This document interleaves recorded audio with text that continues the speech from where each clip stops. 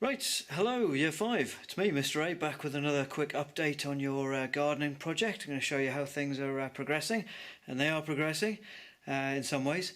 But hopefully in a couple of weeks when you get the chance to come in, some of you will be able to see these for yourselves. But in the meantime I thought I'd just show you what's been going on. So let's start with the tomatoes, which are up in Llama's class at the minute. Well, most of them are, but yeah, here they are. Okay, so you can see the tomatoes are getting quite big now, those plants. I've had to move them into bigger pots, and they're really looking quite healthy here.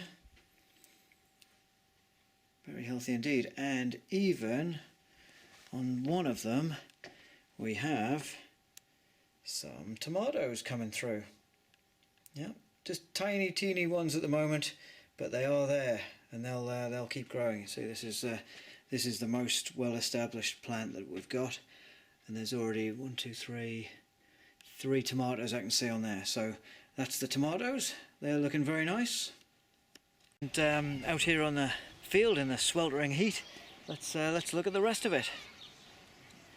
Okay, so some of our courgette plants are looking very good, very good. This is the one of the bigger ones here. You can see the flowers. That's where the courgettes start to grow from. And if we dig around, you can see that there are a couple in there that are just starting to come through now. They're only about 10 centimeters long at the minute, but we have got courgettes.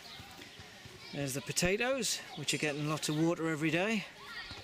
There's some more potatoes there.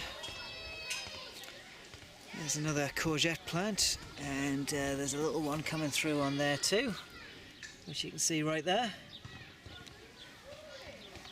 Another nice big couple of courgette plants here. And again, inside we have a couple of courgettes coming through.